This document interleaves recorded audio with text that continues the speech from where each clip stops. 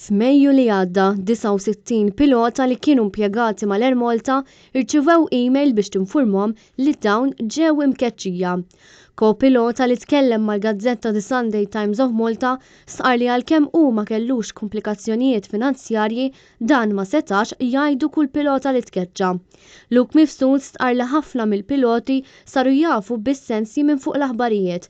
Dan fil-waqt li kienu qed jiġu abbużati mit-tmexxija, il-gvern kien qed jitkellem fuqhom b'manjera dispreġjattiva u fl-istess ħin il-piloti kienu qed jintesew minn kulħadd. Mifsud sar ukoll li minn dejjem kien hemm kwistjonijiet bejn il-piloti u l-linja tal-ajru.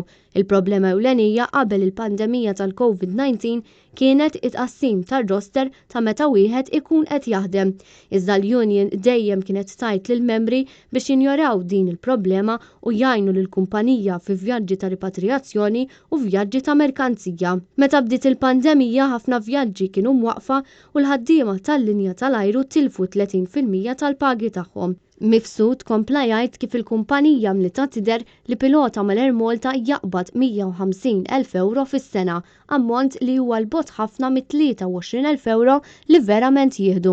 Il-kopilota stqar li huma saru jafu biss mill-gazzetti li l-kumpanija kienet bagħtet lid-Dipartiment tar-Relazzjonijiet Industrijali u tal-Impjieg li n-negozjati fallew u li 108 minn 134 bdot kienu se jitilfu l-impjieg. Il-linja tal-ajru bidlet il-pjan biex iżżomm 62 pilota minflok 26.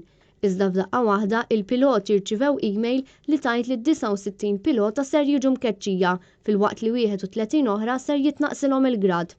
Luke Mifsud sqar li din is-sitwazzjoni ma kienitx immaniġġjata sew b'nuqqas ta' ħsieb dwar il-ħajja tal-piloti u l-familji tagħhom. Huwa temm jgħid li huwa ta' dispjaċir kbir li tara Kumpanija Nazzjonali tal-Ajru b'nuqqas ta' pjan għall-futur.